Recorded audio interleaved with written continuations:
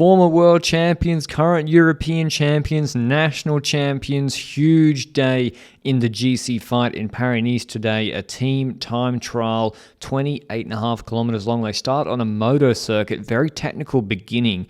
Then there's a couple of hills, one before the intermediate, and then 5Ks to go, a really steep hill. And remember, in Paris-Nice, the first rider sets his own time and the team's time. It's a special rule. And so the strategy for teams, how they would line their riders up to drop off, was going to be really, really interesting before that steep hill. You've got the bigger riders and Tobias Foss, who is like powerful but can also get over the hill. And that's what we saw Ineos Grenadiers do, the former world champion.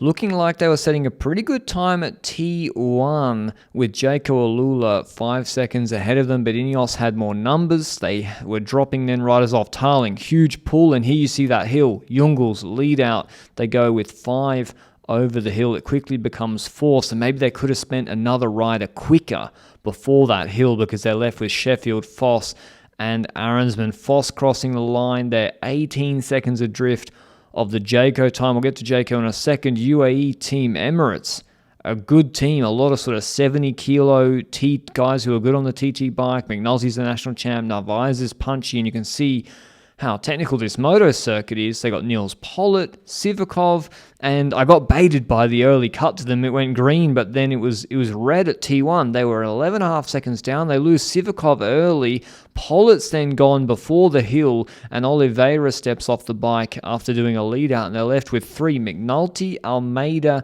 and Narvaez.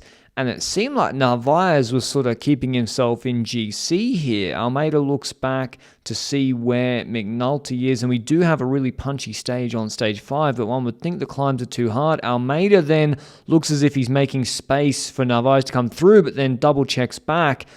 Narvaez leaves a gap, and then McNulty and he are put on a gap because of it on 2 seconds. So not the TT UAE Team Emirates would have been hoping for. Jayco started before coverage. And in ball knowers, you all know, Jayco Alula, heritage team time trial team. They are so good at this discipline. They got Michael Matthews here, Ben O'Connor, specialists like Hepburn. They lost Luke Durbridge yesterday. He might have made the difference.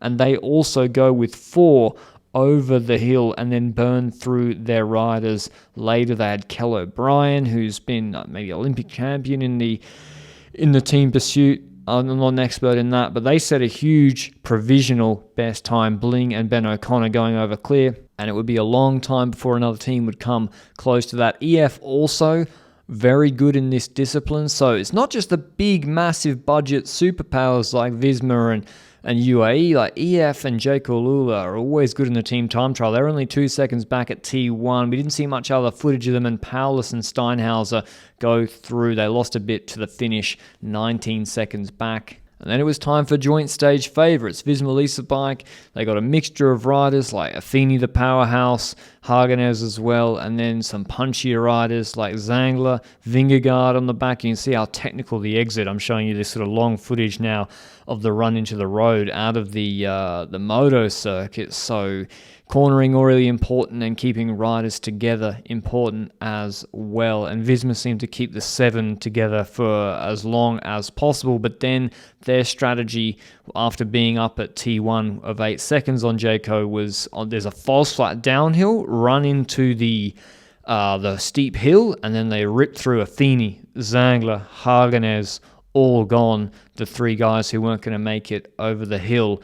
And then the camera bike's catching up to them, and it's Jorgensen smashing up this hill with Campenaerts struggling. They were maybe going to go down to 3, but he hangs on. Bart Lemon on a good day today pulls through, and so 4Ks to go, 4 guys. There's then another fast section. You can see 65 Ks an hour. Campenaerts delivers Jorgensen and Vingegaard to the Flamme Rouge, and Jorgensen takes it from there, setting a new best time, 15 seconds ahead of Jayco Alula, and bigger gaps to their other GC competitors. Bling and O'Connor close, but no cigar. Another good team, Decathlon. They were barely shown on camera, but they got Gol and Aurelien Paris-Pantra through to a pretty respectable time as well. Bissiger and Armirail doing their job. Little Trek as well, not much coverage of them. They were down to 4 at the intermediate, the only team to do that. But Dan Holer and Pedersen must have had a ripping ride. We see Pedersen and Skjelmose at the finish. Pedersen mistakes a corner, and so Skjelmose has to go the last 400 himself. And despite getting through riders really quickly, Little Trek set a top 5 time in this TTT, so they've got to be pretty happy with that. Skjelmose was 15 seconds behind Jayco at that point, about 30 behind Visma. Bora lost Danny Van Poppel, so Durbridge out of Jayco, Van Poppel out of Red Bull Bora Hansgrohe, and yet 8 seconds down at T1.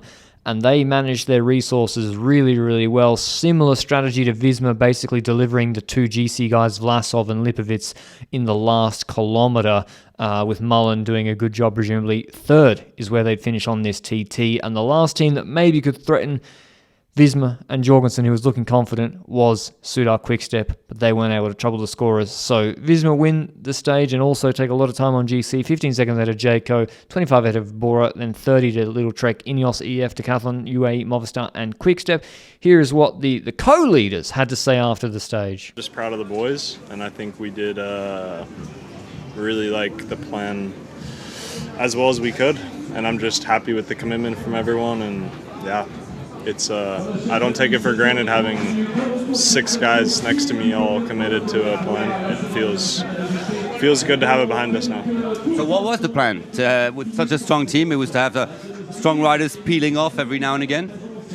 Yeah, we wanted to use our 2 motorbikes, Per and Edo, to the best of our ability and have them do their turns before the steep climb at the end. And then the goal was to get 4 of us over the steep climb, which we were able to. I'm proud of both Bart and Victor for making it over that. And then, yeah, from the top of the steep climb to the finish, it was just about getting through the corners as fast as possible and, yeah, taking the last kilometer with everything we had left.